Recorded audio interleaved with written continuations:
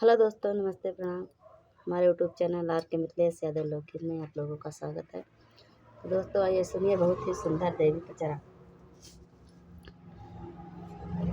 काहे न कई पटरा, कहे न लागी डुअरी, हो कि कौनी डरिया ना मैया मोरी झूलली झलुआवा हो कमानी डरियाना।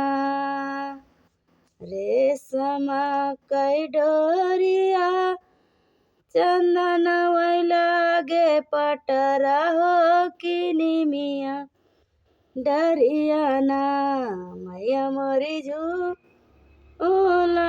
झलुआवा हो कि निमिया डरियाना मैया मोरी झूलथी झलुआवा हो कि निमिया डरियाना।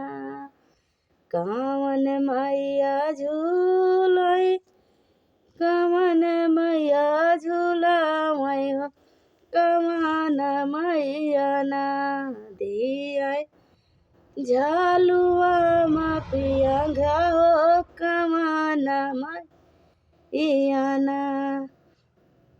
काली मैया झूलाई अम्बे झूलावई हो कि शीतल मैया ना दिया झलुआ माँ पेंगी हो शीतल मैया ना हो शीतल मैया ना दिया झलुआ मापिया घाओ शीतल मैया ना।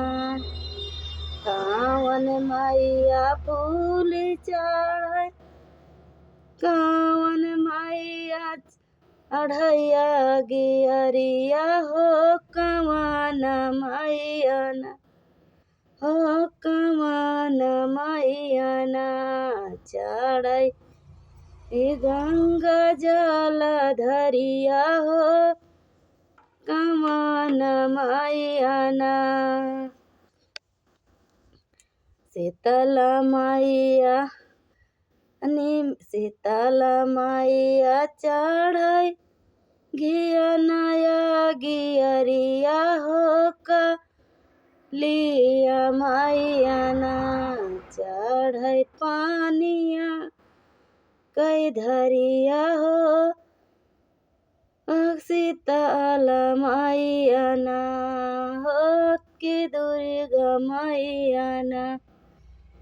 ले हेलुआ कई भोगावा हो कि दुर्गा मैया ना।